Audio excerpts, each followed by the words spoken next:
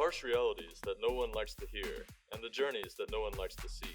Bringing you these journeys with the Insane Minds podcast. Here's your host, Sarvesh Maria. Welcome. It's your host again. And this episode is really special. Trust me on that. Like the previous episode. Today, I had honor to speak with Jim Bross, who was a CFO and then also acted as CEO in the healthcare industry, serving more than 30 years in the healthcare industry.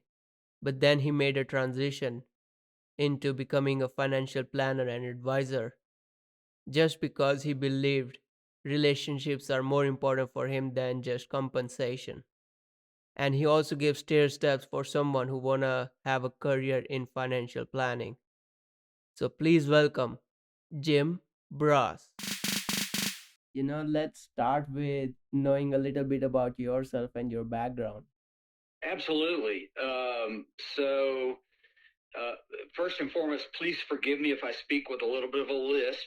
Today, I have, along with recovering from other illnesses recently, I actually had to have some pretty extensive dental work done earlier today. So I'm dealing with a half of my face feels like it's about to fall off, but it's not painful. It's just dead. so so forgive me for that if I speak a little bit strangely, but I was blessed to grow up here in upstate South Carolina from the early 1970s on, and uh, equally blessed because of being a part of the what was then Central Wesleyan College family. Both of my parents were actually faculty at the university before it became Southern Wesleyan. So the legacy name of the college was actually CWC for short, but Central Wesleyan College, and so Southern Wesleyan, has always been a part of my family. And I come from a background, a family of educators. Both of my parents were college professors. Uh, Incidentally, my wife, who was also a student there, although we met before college, but both attended Central Wesleyan together in the early 1980s, is also an educator. So I'm surrounded, parents and my wife, and then our only child, our adult daughter, who is a 2015 graduate of SWU. Also, third generation, I guess. Yeah, third generation Southern Wesleyan, Central Wesleyan, Southern Wesleyan graduate, is also has her degree in education. Was also a school teacher for about 6 years right out of college there. So that's kind of the quick background on kind of the where I come from, who my family is, orientation. Tell me what else you'd like to know. But first of all, that sounds really good. So you were basically born in a family who loved to teach others and help others. Now, Absolutely, and still do. They're all thankfully still around. Parents are still there in that community, and again, wife and daughter, and then I have three sisters, and a couple of them have been educators, and then two of us, myself and my youngest sister, both ended up in the medical field. I was in, what most people call healthcare because I was in hospitals and hospital leadership and administration from the get go, right out of my bachelor's program there at Central Wesleyan College. That was what I pursued. But to your point, yes, family of educators, people who had a heart for not only education but values based Christian, based education, integration of faith and learning, and all those things. yeah, but Like when you were born in a family of educators, what made you decide that you're gonna do your business degree from Central Wesleyan? And I also know that later you also went for MBA. That's all true, and the short answer, Sarvesh, is I I believed and still believe at the time, because my work in the business side of healthcare was very rewarding to me in other ways. But I believed at the time, when I finished Southern Wesleyan, Central Wesleyan College, I believed that I wanted to do something in the business field, but I also wanted to work in an industry that was likewise, as to your point about the family of caring educators. I felt like there was a way to give back, to serve effectively, whether in leadership or just, as part of a team, uh, through health services, somewhat similar to education. Um, honestly, when I first started out in 1984, my first real job right out of college, I honestly had no idea just how much uh, hospitals and hospital leadership, and working with teams of what we call caregivers, our employees, teammates, we call caregivers. A lot of the organizations, which were hospitals primarily, um, that would be a way of serving. Obviously, health services, maybe in some respects even greater than education, is such a great need in the communities that I served, mostly in the Carolinas. So I think it was a way of feeling like I was in a service industry, and a service and helping industry.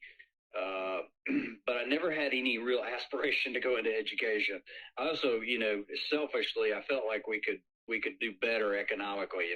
For my family, and my future wife, then my fiance, girlfriend, fiance, and then future wife, that we would do well for as a family if I could go into something, where we could make a little better living than educators, because it's no secret that our teachers, and even those at Southern Wesleyan, really sacrifice a lot because of their passion for education.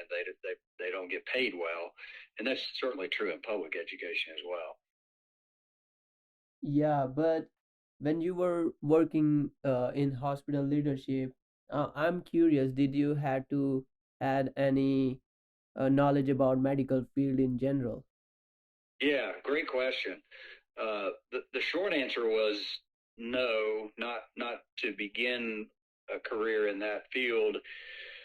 And the longer answer is that I was actually introduced to financial services.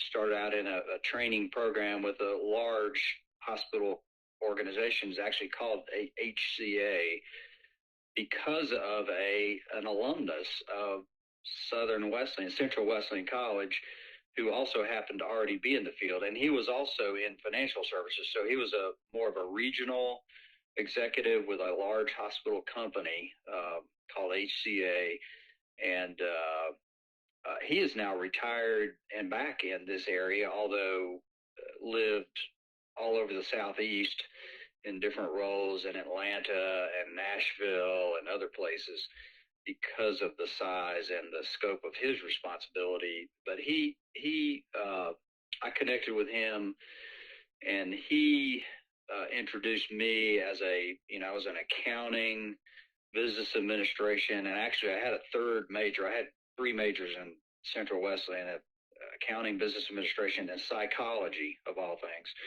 And as a new, finance grad in financial, with a degree in finance and general business, he introduced me to finance in hospitals, and helped me secure my first opportunity with hospitals, and called the company called HCA, Hospital Corporation of America. And that's a really long answer to your question, but I say all that to give context to, we were accountants, we were financial people, and Ron is his name. Ron himself was a certified public accountant, a CPA, and worked in his entire career virtually in healthcare, and so didn't really have to have a lot of medical knowledge or medical training or necessarily intimate knowledge about health and health services. We were kind of just equipped to be business people.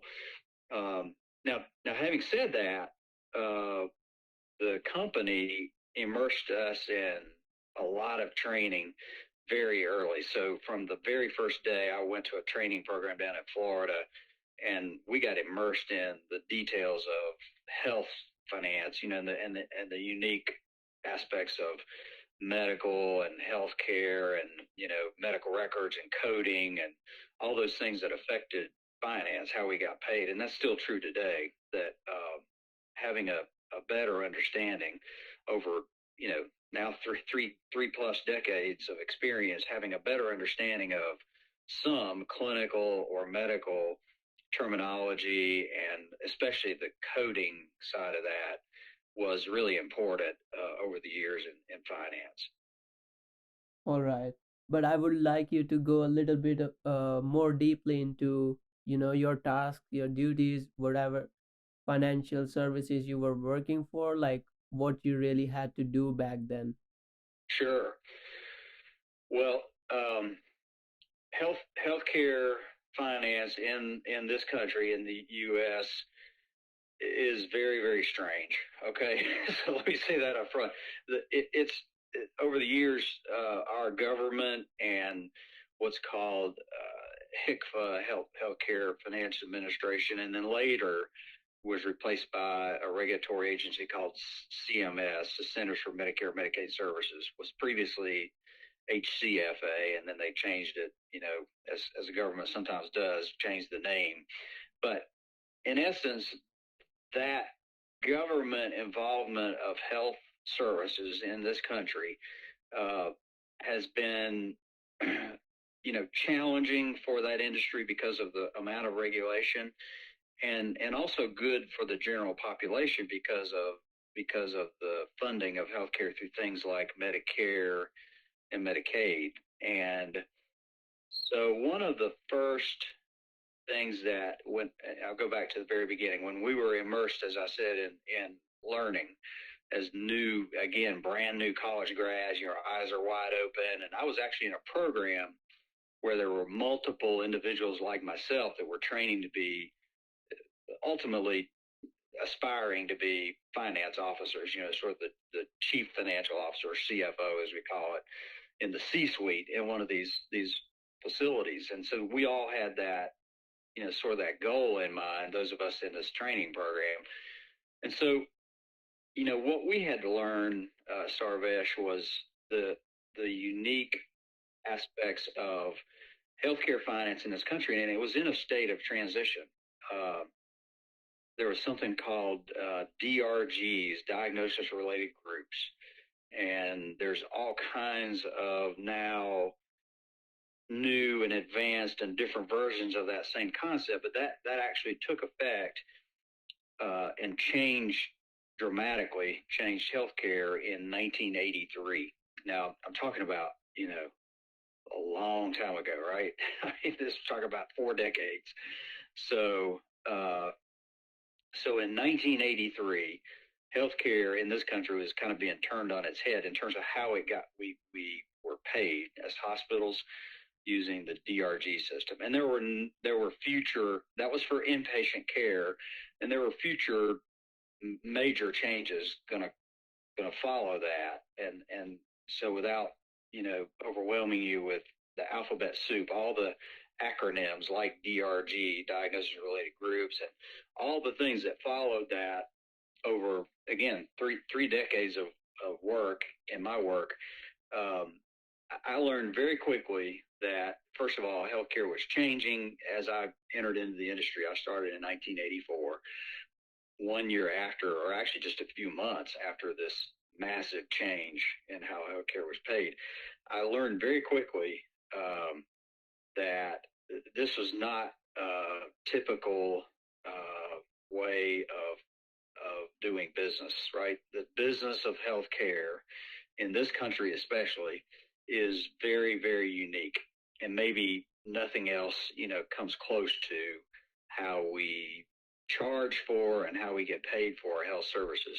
And that is still true today. There's still a lot of challenges with that system and the way it operates in this country.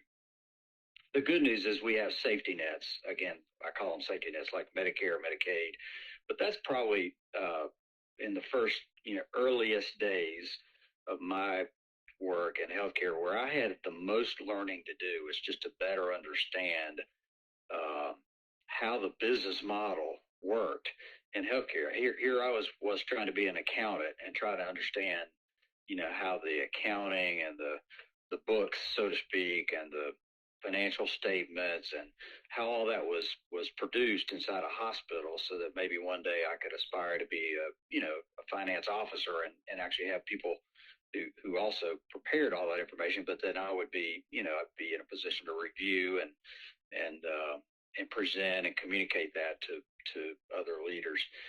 So I would just say the earliest days was just really trying to grasp the business model. Now, having said that, we would get placed for weeks at a time in places like medical records, and medical records were so critical because how healthcare is delivered in this country, and frankly how personal health information is protected in this country. But then ultimately how the correct information is transmitted to the payers, whether that's Medicare, Medicaid, or a third party insurance company like Blue Cross Blue Shield. That was critically important in those days. So they would send us down there and just spend time with people that did nothing but document and record and keep health information from medical records, so that we can learn the really basics of the basic part of that business model, how we were going to get paid for the services we rendered. Later on, we started diving into more traditional financial services like accounts payable and payroll, and what we call the cost report, which was again a government required document under the former method of reimbursement, but it has continued to this day. The cost report in a hospital setting is a massive document, kind of like a complicated tax return, really. But every hospital and some other health organizations have to file those with the government every year. Wow, that was an interesting. I know it's a lot. It's a lot, probably more than you asked for, right? More details. Yeah, it was like a overloaded potato. It is, and believe it or not, that's kind of how we felt. If I could speak to that, in the very beginning, myself and some of my other colleagues, young trainees, uh, felt completely overwhelmed. As new college grads, maybe we had a little training in accounting, and you had a degree in that, or training in general business management or economics or finance. But none of it really prepared us fully for what we would then learn in a really intensive training experience.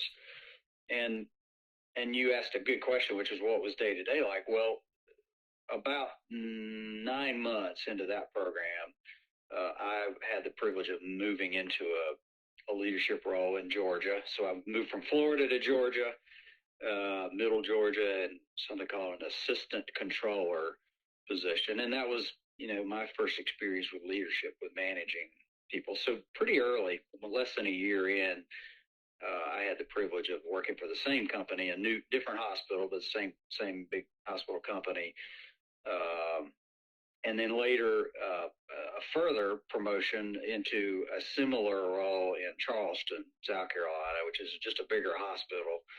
And in those days, what I would tell you is I was very inexperienced, had to cut my teeth on what it meant to be a leader, because I all of a sudden I had people reporting to me, as a 20, I guess I was still probably 22 when I first went into leadership. And as I grew in those years, probably in the kind of mid 1980s, really realized that I had a lot to learn about managing people, being better as a leader, as a communicator, and, really, and this all again in that same kind of complex healthcare business setting, in hospitals. So, like, you just mentioned when you got into leadership role, you were actually 22 years old. Now, I'm assuming you went for the job right after doing your bachelor's. That's correct. I did. So in late 1990, I'm sorry, let me back up. It was 1987, summer of 87. I was privileged, so I would have been, at that point, I would have been 20. I'd been in Georgia in a smaller hospital working as, again, had information systems is another area of responsibility for financial services in a hospital. So I had all of IT or information systems reporting to me, and all of general financial accounting services in Georgia. And then when I moved to Charleston, South Carolina, Trident Regional Medical Center, still same company, like I said, Hospital Corporate of America, and a really nice size hospital, about 300 beds down there. Trident Regional was the name of that. Still is today the name of that hospital. And so, yes, I was young, but by then, I was 25. I decided, my wife and I both decided, we weren't ready to have a family yet, but we both wanted to go back to school. And that's when I decided to go back and pursue my MBA while working. I did an evening program at the Citadel. And so very blessed to have a good, solid foundation, some amazing leaders, teachers, heads of the accounting and business departments there at Central Wesleyan. And so I felt very well prepared to go to that next step. And my wife and I were, we call it our DINK years, double income, no kids, right? DINK. So we both decided it was time to go back to school, and she got her master's in education and continued her teaching career while doing that at night, while I did the same thing with my MBA down at the Citadel. But do you think you took a smarter route by first doing your bachelor's and then working as job and then going for MBA? Yeah, I don't. That's a hard question because smarter would probably be generous. Do I think it worked out okay? Yes, I think it worked out well. And you know what? I gained through that experience, and now you probably know, Dana may have shared with you that I serve even on the board of trustees now with Southern Wesleyan. I gained an experience that gave me a great appreciation for people who choose that path to work full time and still pursue, whether they completed their bachelor's and now they're pursuing an advanced degree like a master's program through SWU or another university, or whether maybe they worked for a while and never completed their bachelor's and go back, or go for the first time at night, So I think working full time, going to your university program, whatever that may be, master's, whatever. I think it's a takes a lot of discipline. I also think that the early years of my learning on the job with the hospitals that I worked with, the training program in Florida, and then later hospital leadership and an assistant director, assistant manager position there in Georgia. I think all of that really helped me to appreciate more of the curriculum in the business administration program, the MBA program. Okay. But please also, I want you to explain a little bit about DRG. Okay. Oh boy. So yeah, it's an acronym. The government is notorious, and for that reason, hospitals because they are so closely linked to the government for funding, right? Not directly funded, but dependent on government payment programs like Medicare, Medicaid. What I was going to say is they're just notorious for putting an acronym on everything. So I always laughed and told non-healthcare people, non-hospital people, to forgive us for being like the federal government. Everything has to have an acronym. So DRGs stands for diagnosis-related groups, and the high-level explanation for that is it was a massive change began in 1983. Everything in hospitals, or a lot, of what goes on in hospitals was tied to the federal government's programs and payment systems, because many people in the hospital are Medicare eligible, right? So all citizens of this country and some others, but everyone over the age of 65 in this country is Medicare eligible. So it was changing that part of the payment system pretty significantly. And just to dive one level deeper and not get too weedy on you, because this is we could go on for another hour just talking about payment systems. But the next level is the diagnosis related groups had to do with the actual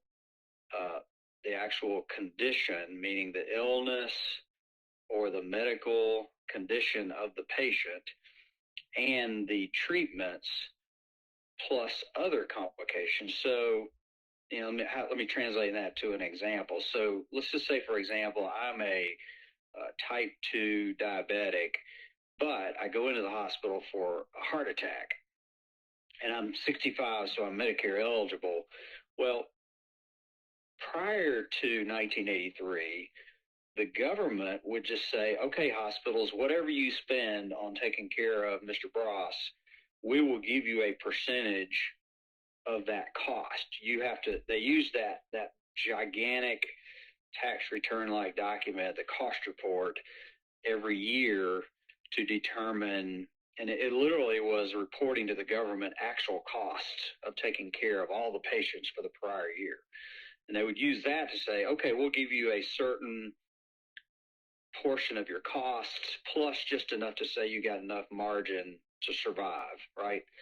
But it was what we call cost-based reimbursement. Well, that all went out the window in 1983. It was replaced by these diagnosis-related groups. And the DRGs basically said, if Mr. Bross came in with, chronic diabetes, type 2 diabetes, and he was having a heart attack, there would be a specific way to code his conditions. And everything you do for Mr. Bross while he's in the emergency room, all the way through his inpatient stay, and if you had to go through cardiac catheterization or other emergency intervention, all that stuff would be equal to some type of a code, which would then translate into a specific 3-digit number that tells us how much we're going to pay.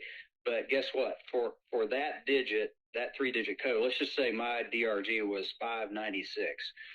For DRG 596, we're going to pay the same thing for every patient, prospectively, for that diagnosis, that DRG. So no longer were we given a percentage of costs, we were given what's called a prospective number. We knew in advance that if we treated a patient for a heart condition or heart attack with underlying diabetes, it was going to code out. But that sort of maybe helps explain why medical records, because that's where the coding actually takes place, is in that department or that unit that was called medical records. I had no idea why they were putting me in medical records in 1984 when I went my first training job. I said, what in the world? Why am I down here filing records and listening to all these clinical people talk about how we assign codes? But ultimately, that was the reason, is because DRGs had just changed the landscape dramatically. That was a lot of that was probably more detail again than you wanted, but that's and then that happened prospectively. It happened with outpatient surgery in the future, near future after that. It's all also happened with other major outpatient procedures. It just started with the inpatient population only is what changed first in 1983. Yeah, and that was very interesting. But do you believe insurance companies know about it? Yes. So they don't Uh, they don't raise their voice against it? well, um, that's a very interesting question. And to be clear, I was my first few hospitals where I worked, those first three, the training hospital, Florida, the community size, is good size community hospital in Georgia, and then the larger kind of suburban hospital in Charleston. We in each one of those settings, we were, excuse me just a moment, and take a drink of water, but we were about anywhere from 75 to 85% government funded. So Medicare, which is for all patients over the age of 65, and Medicaid, which is partially funded by the states, but is still a federal. It's a quasi federal program because the federal government establishes Medicaid, but the states pay a portion. But those are government funded programs. So it's between 75 and 85% of our total stream of revenue was government dependent. Now, in some of my hospitals later on, community hospitals in the Carolinas, that number was a little bit lower, but it was always, north of 60%. And in those cases, in some of the, more retirement oriented areas, it was high. And what you asked me was, what did the insurance companies think, or how did they respond? Well, Blue Cross Blue Shield is a commercial insurance company, and United Healthcare and Cigna and Aetna, those companies, which most of which still exist today, are considered commercial insurance. But keep in mind that was maybe 15 to 20%, at most maybe 35, 40% of our funding stream came from commercial insurance. And so if I suggest to you that the insurers did have a voice, I would also tell you that they have become, over time, shortly after that transition in the late 80s, the commercial carriers have actually become more like Medicare and Medicaid. They kind of said, well, if we can't beat them at that game, we'll just join them. And now many of the commercial insurers use a DRG-like model, because in the end, it's hard to fight the government, right? You can't exactly go to the federal government or the Centers for Medicare and Medicaid Services, which is a federal agency, and say, well, we're going to stomp our feet and tell you we just don't like this. But they did end up, for a period of many, many years, picking up an excessive part of the cost of care, and they knew that. This means the commercial insurance companies, Blue Cross, United, Cigna, et cetera. And worse than that, the employers whose employees are covered by those plans, so say all the employees of Southern Wesleyan are covered, and I don't even know exactly who were covered by. Let's say it's covered by Blue Cross. Blue Cross realized in the 80s and early 90s that this system of care was now shifted. It was what we call the cost shift. It was shifting more burden or payment to them than in the past. And so they got aggressive and said, well, if the government can play that game, we can play that game too. So in the 90s, and especially into the 2000s, the commercial carriers got really aggressive. In fact, in some respects, they became more aggressive than the government programs, the Medicare, Medicaid programs, and they put more burden on the hospitals to reduce cost and to shift less, and they ultimately use a similar payment methodology, which they continue to do today. Wow. So is that like in the end the hospital is screwed and the people?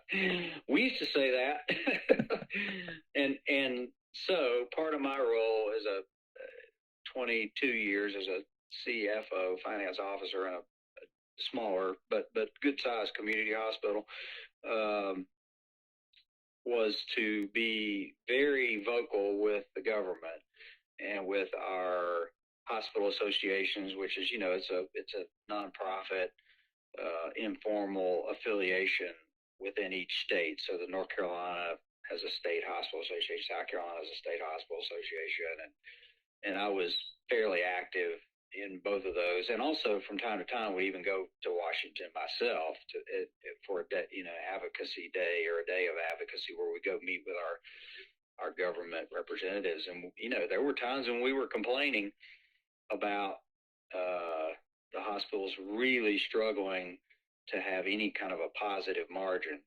meaning you used a good word. We weren't screwed, but we had a huge challenge of just trying to make the business model work, and that's continued to be the case, right? Especially right on through COVID, the pandemic and those difficult years. I was thankfully, I tell people of faith that God had a plan for me, and He mercifully extracted me from healthcare in late 2018, and I did not see any part of the pandemic.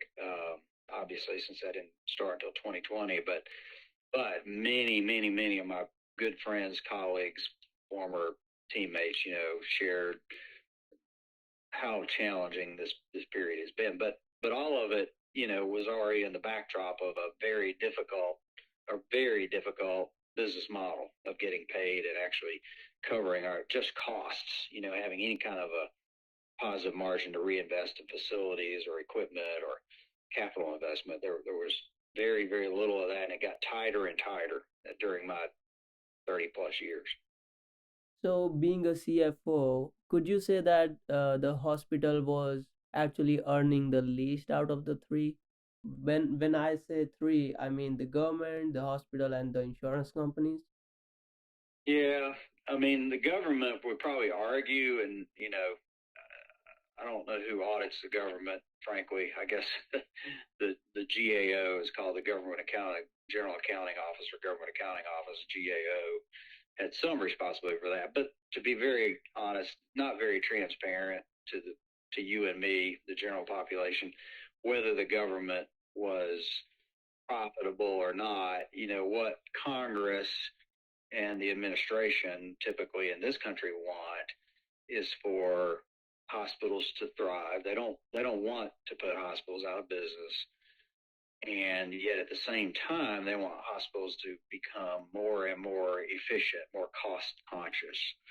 Well, at some point, you asked a really important question. That is, what about the patient? Don't they also take a beating, so to speak, in this from a payment and a quality? Well, at some point, the government does, and one of the reasons I was involved in advocacy through the I was I was 28 years out of 34. I was in Western North Carolina. Okay, so I was very involved in the hospital association and groups that would lobby the government from time to time. And what we would say is that healthcare, accessible healthcare for the people that we serve, and we'd give compelling examples from time to time about individuals who really needed hospital services and primary care services in the communities we serve in mostly small communities in Western North Carolina. What we would say in plain English was this is a basic need of these patients, these individuals, these families. Help us not go out of business. Help us not have to close services, reduce services. And from time to time, we'd get, traction from the government on that, and they're not making a big profit. I mean, frankly, the government is trying to do a break-even model, of taxes coming in and payments going out, right, on Medicare and Medicaid. But in the end, they had to acknowledge, wow, this is not a, it is not cost free. With the healthcare setting, the costs of goods and services and labor, with nurses and doctors and everybody that we had to pay as part of our payroll, that's not going down. It's like everything else; it continued to go up incrementally, and so it was a continuous battle. To answer your question, the insurance companies on the flip side, the commercial insurance companies, have taken a lot of heat, and rightfully so, because they pay really, really high dollar salaries to their leaders, their CEOs of Blue Cross and Cigna, United, et cetera. They have profit margins. In some cases, they have shareholders because they're public companies, or in some cases stock companies. So they're trying to make dividends and increase their stock values for the. So there's another business model entirely for the commercial payer population than there is with the government.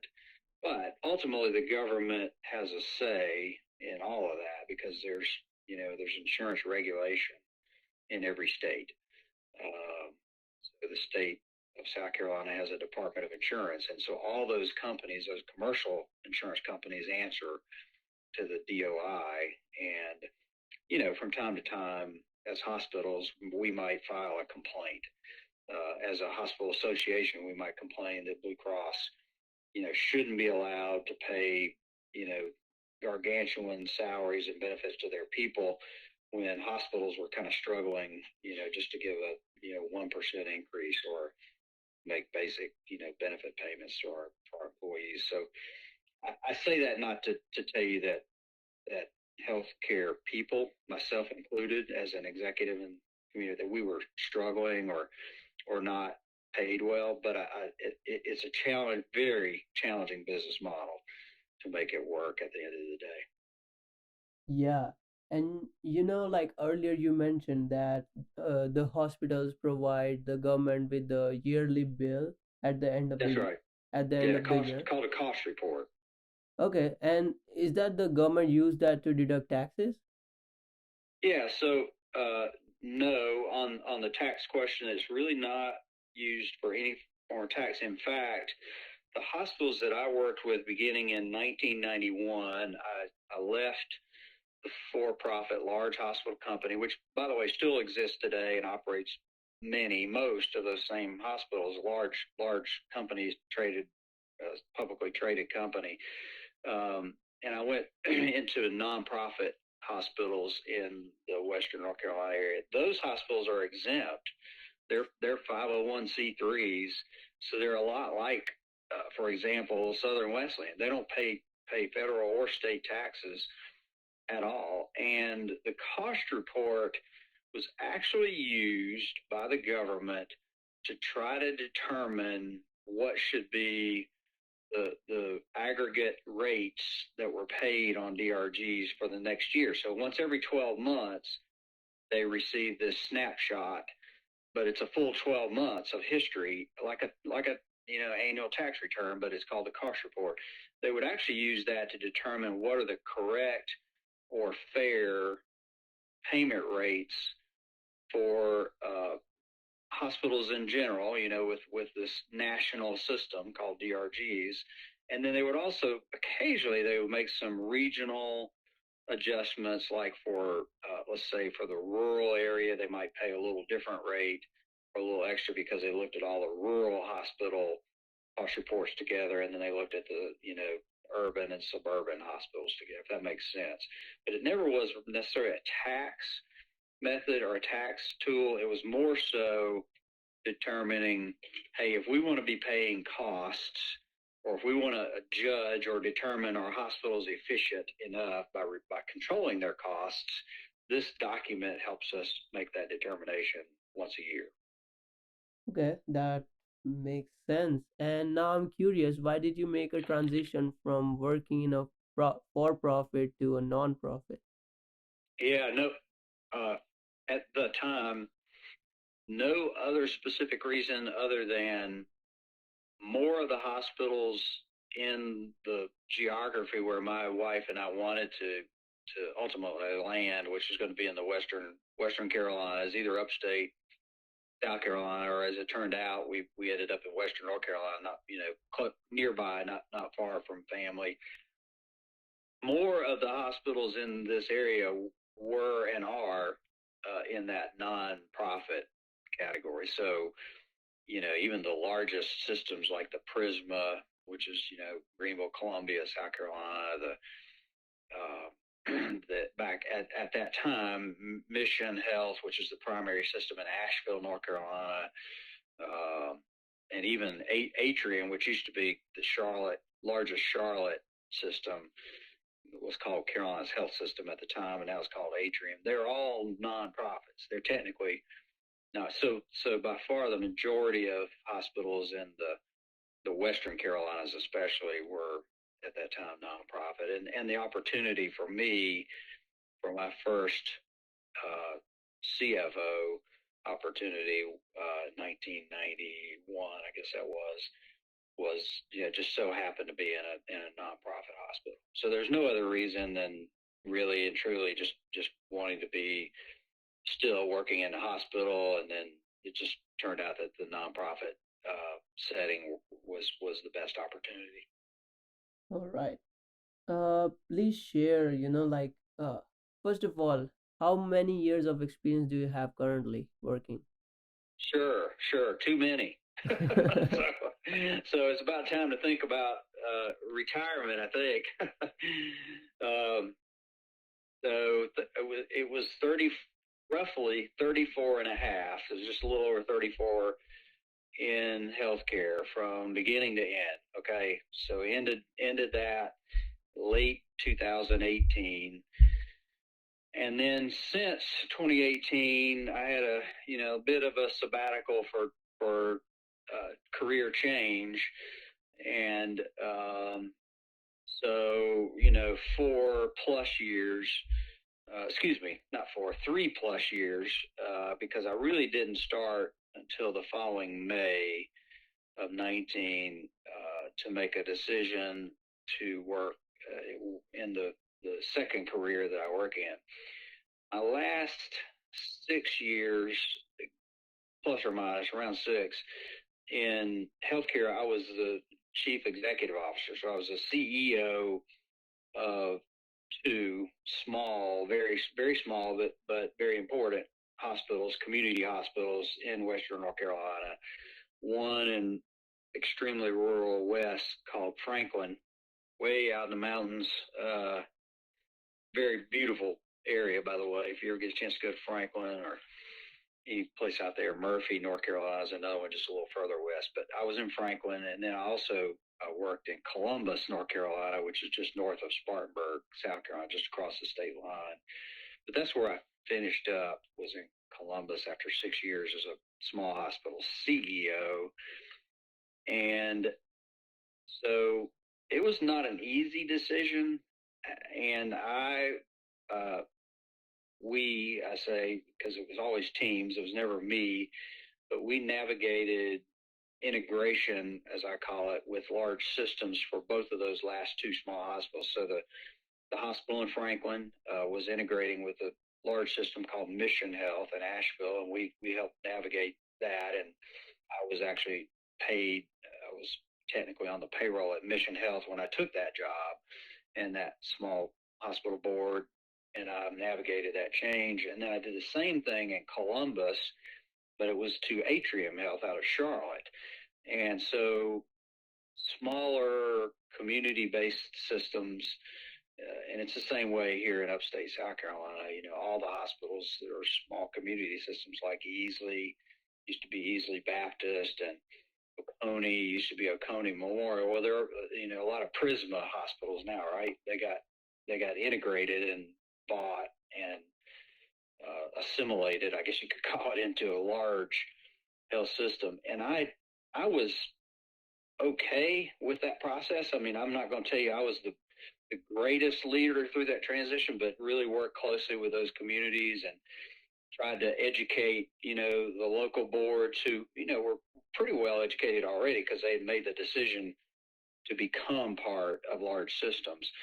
But that became more and more challenging for me personally because in corporate, I call it corporate healthcare, as we became parts of a large system. I spent more time in the boardrooms and the meeting rooms and with regional executives, whether that be at Asheville or Charlotte or, if I'd stayed with HCA throughout my career, I would have been going back and forth to Nashville because Nashville's where their for-profit corporate office is for HCA.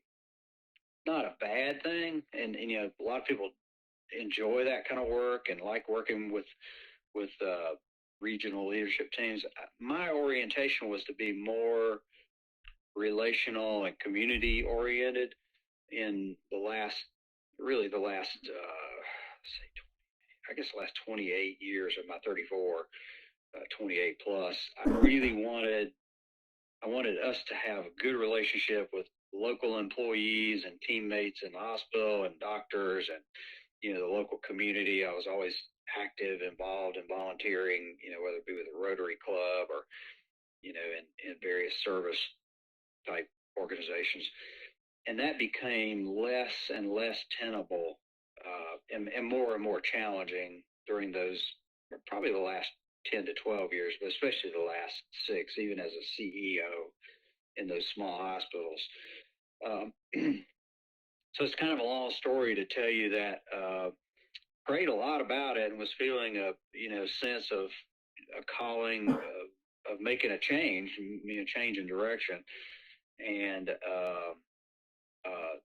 that window kind of opened up for me in 2018, and I became clearer. My daughter got married that year, and we sold a home that we had built that had frankly been on the market for a while. And there were a lot of things that nudged me that this was the right time.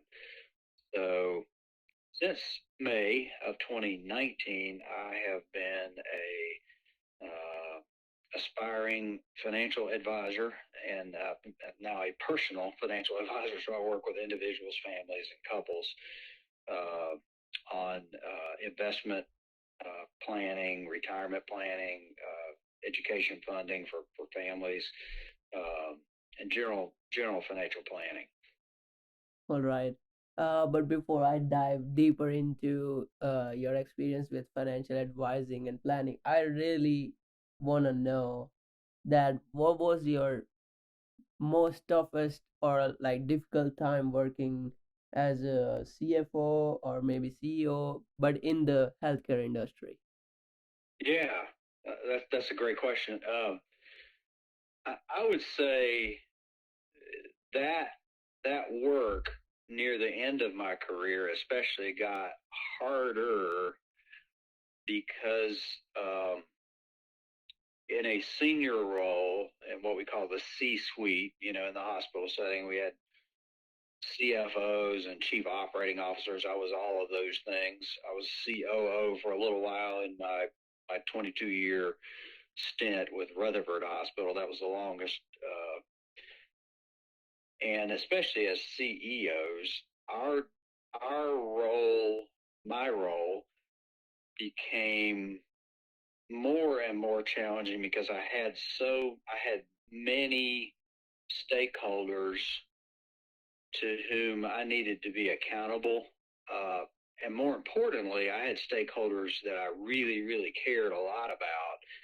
And it became more and more challenging. I won't say impossible, but more and more challenging to really meet or exceed the expectations of all those stakeholder groups. So at the end of the day, I had a corporate system that was paying my paycheck in those last 6-7 years, right? I mean, it was a large health system either in Asheville or Charlotte. And don't misunderstand me. We were well paid, and that was, great in terms of personal income years and those kind of things. But quite honestly, I was not then, nor am I now, motivated strictly by compensation. I really believe that the importance of relationships and maintaining relationships and frankly maintaining credibility with all those stakeholders was critically important. And it became more and more difficult to do that because the corporate health systems had a high expectation of transitioning to their system of doing things. I'll give you a couple examples. One good example would be we no longer need information systems in the local community. We want to centralize all of IT, and therefore we're gonna either lay off or we're going to require to move from the local community over to Asheville or to Charlotte. Everybody that formerly worked in local hospital IT.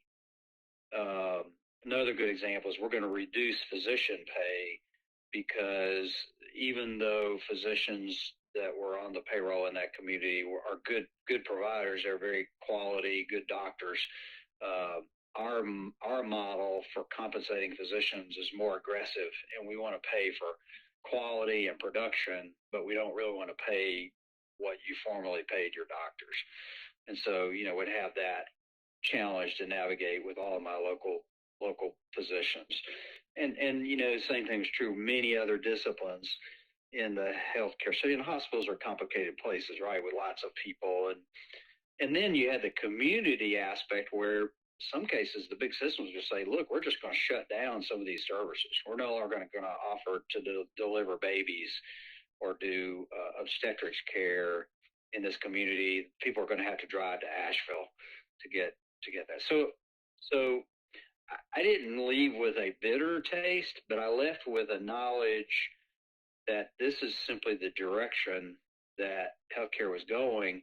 And those years were hard and harder because I saw people, frankly, kind of getting hurt, and they would hold me responsible as part of the system. I was the CEO of the hospital, and so I was the primary person they would know to go to complain to.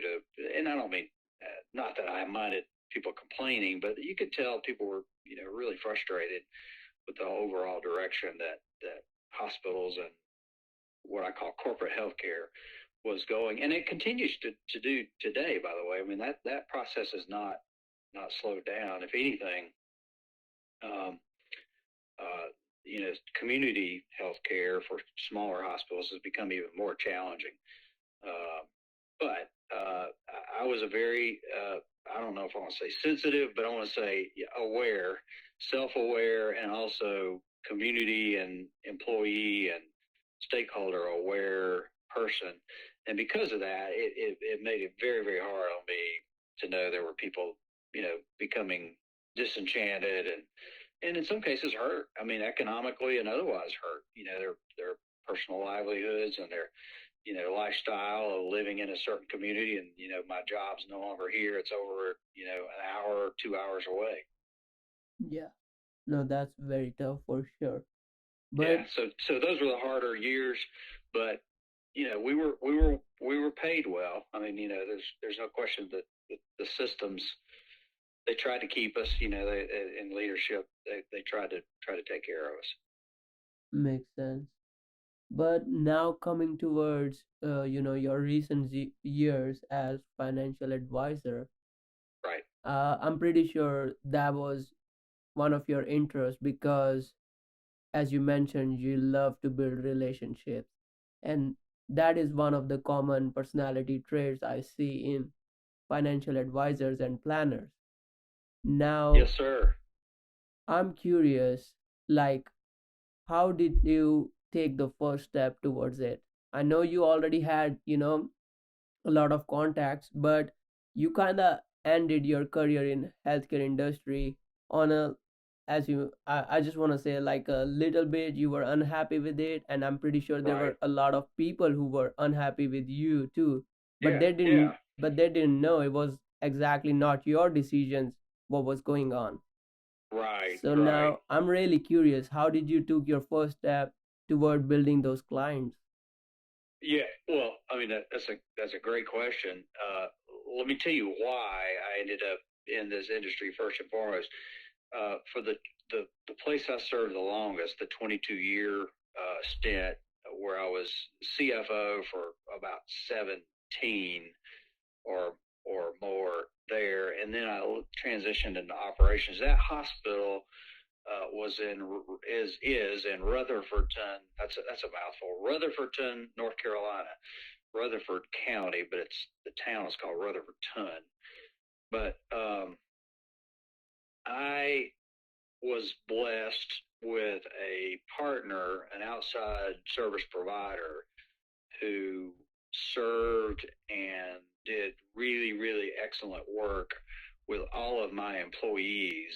At that time, probably approaching 800 or so employees, and their spouses were affected by this, but it was in regard to managing and supporting and assisting them with their company, the hospital retirement plan. It's called a 403B, but it's the same thing as a 401k, which is what most people are familiar with. It's the same thing in a nonprofit hospital setting. So that individual, when I left that health system in 2010, that individual and his practice became my personal financial advisor, because I had, former employer retirement plans from, at that time, two different companies, HCA originally, and then that hospital system. I left there in 2010,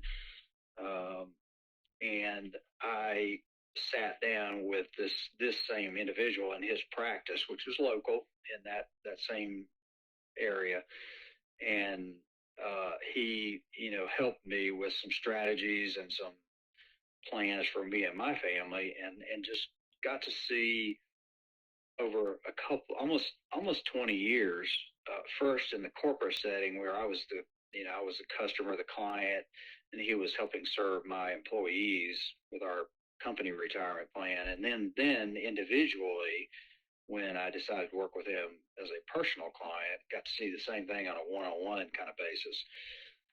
So all of that brought me to the place, fast forward 8 years later, he was still my wife's and my personal financial advisor. And I went to sit down with him in January of 19, not necessarily thinking I was going to go to work for this practice, but to let him know, hey, I need to make sure that we're okay, right, for this, what I call the glide path to retirement. I was 58 then. Now I'm 60, and or actually, it was 3 years ago, so I would have been 57.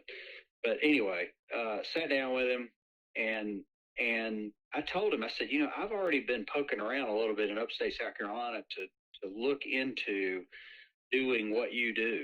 And I had literally met with two different firms already in the upstate that had an interest, and nobody made me an offer or anything, but they understood my background, and, that I was going to be transitioning, and that I wanted to live here back in upstate South Carolina. And he, being a friend, obviously, because we'd had quite a long relationship, just looked across the table at me and said, look, he's the word dude. He always called everybody dude. Hey, dude, if you're going to do that, here's what needs to happen. You and Angie, my wife's name's Angie, y'all go move wherever you want to live, but you come to work with our practice. You become a partner with Covenant Advisory Group, which is now the name of my company. Well, fast forward 15 months later, and we're in the throes of COVID, right? So that was early 2019.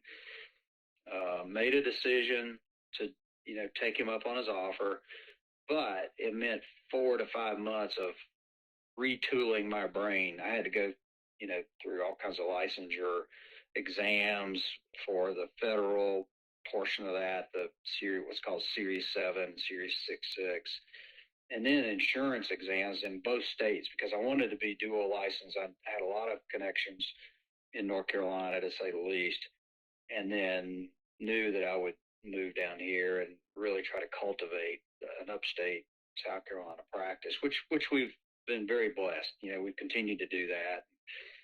3 years later, I got about a little over four dozen, right at 50 clients, very amazing people and families that we serve, and just continue to build that. But I know that's a long answer to your question, but ultimately, my motive for approaching Kirk was that I had seen and observed firsthand up close how this practice served the hearts and the financial planning lives of individuals and how they met. We used to give them some office space inside the hospital. They would come out a couple times a month and literally sit down one on one with these individuals. Everybody from housekeepers to nurses to doctors and everything in between, right? And they would do the same thing with everybody. They would treat everybody well. They would take really good care and show a lot of care and compassion and serving. So I knew that this was a service oriented opportunity, but it was also an opportunity to work really hard on the reconnecting individually with serving individuals and families. And hey, I'm not perfect at that. I have days when I just know I need to do a better job with communicating and reassuring even my existing clients, right? I have to constantly work at that to be a resource, especially during challenging economic times like we have now. But I did have an amazing mentor and model in that individual to follow. And oh, by the way, same thing in healthcare, frankly, because my good friend that got me involved in it at the very beginning just recently reconnected with him, 40 years later, and he's back in the upstate. And so just been blessed with people who modeled to me the right way to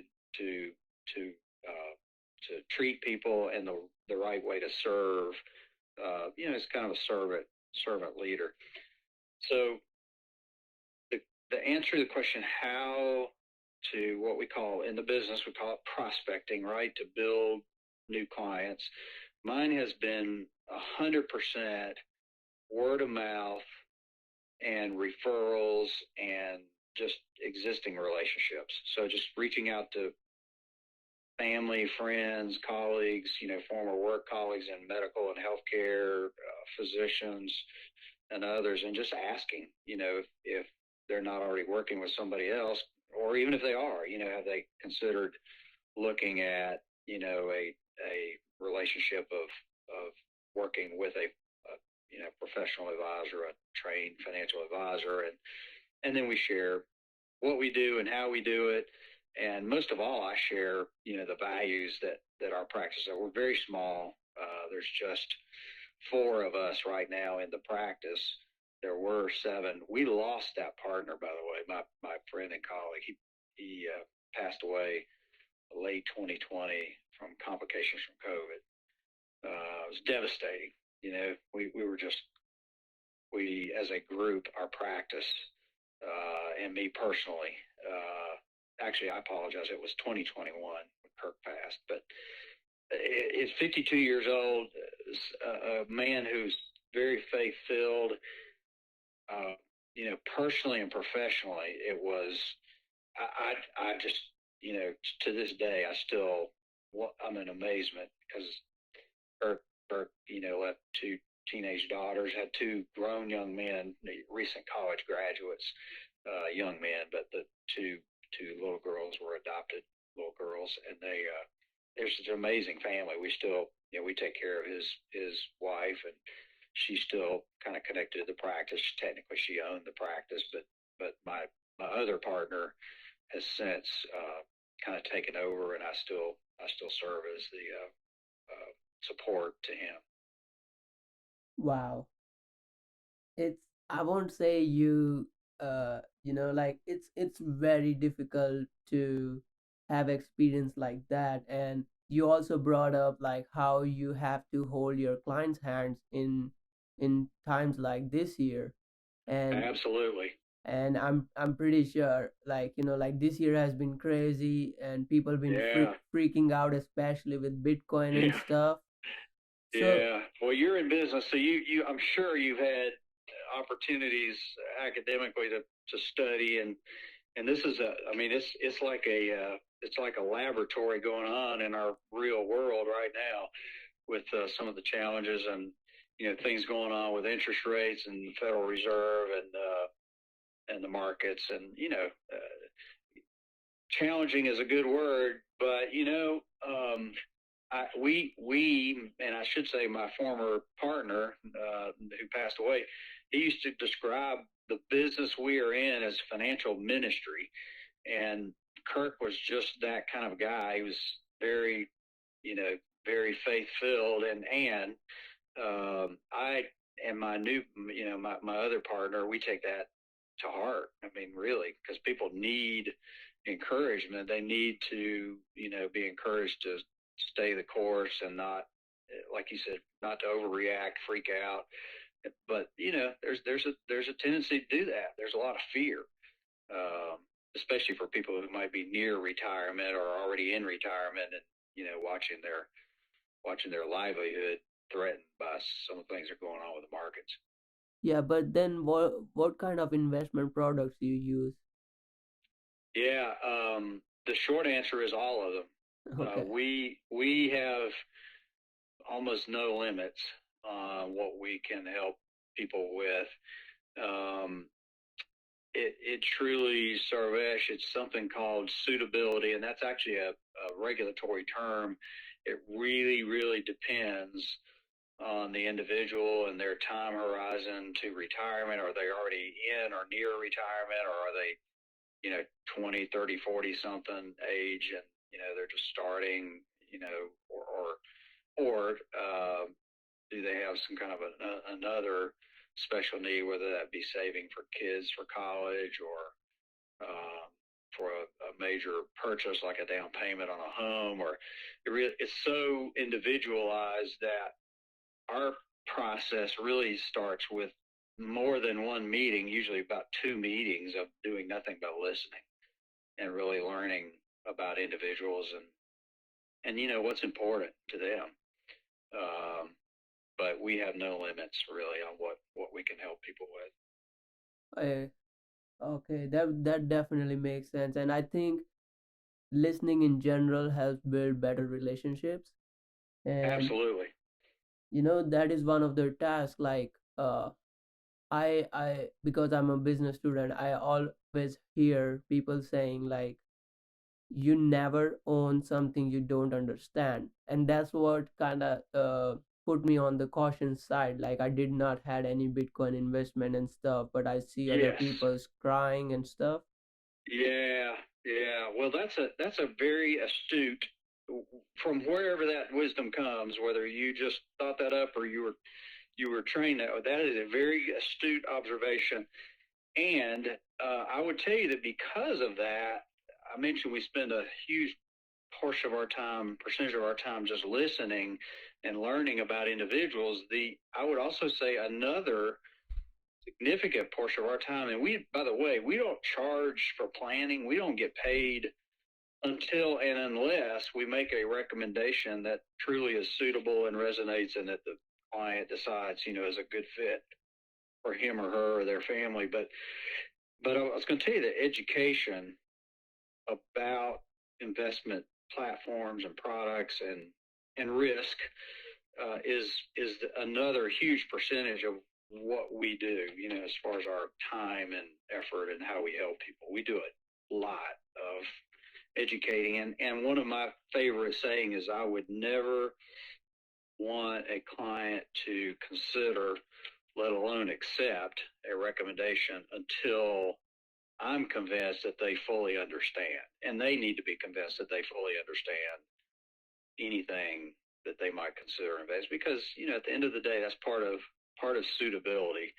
is that they understand risks and reward, and they also understand how a platform works, how an investment works, whether that's a stock or a bond. We do a whole lot more mutual fund and ETF, and in some cases where it's appropriate, annuity recommendations.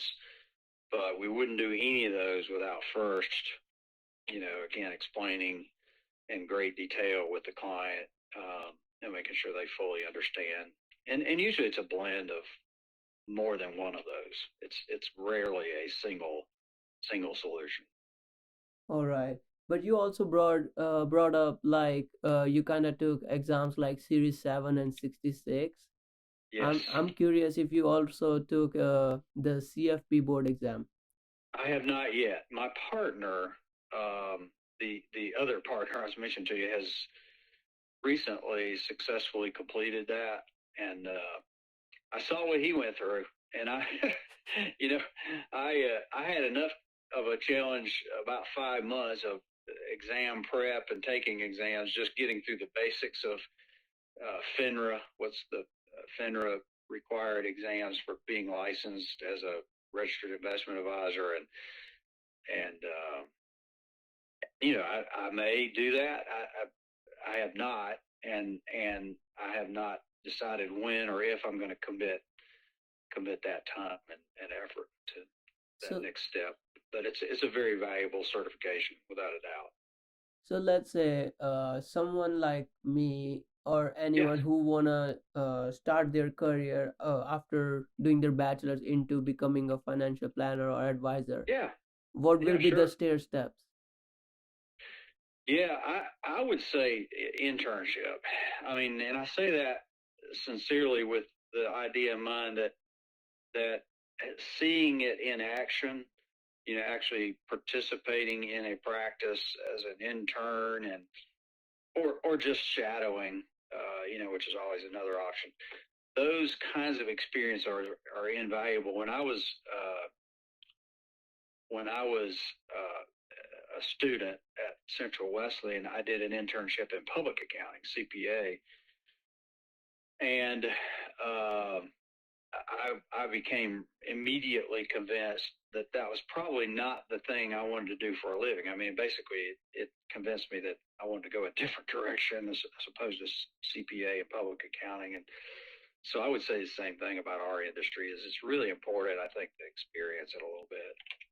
And after that, like, where do we start? Like, what kind of exams do we have to give first?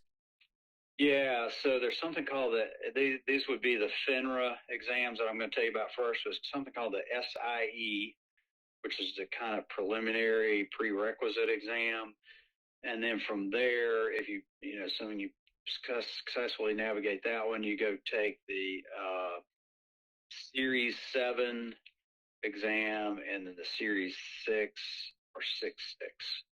And it could be either or. They do different things.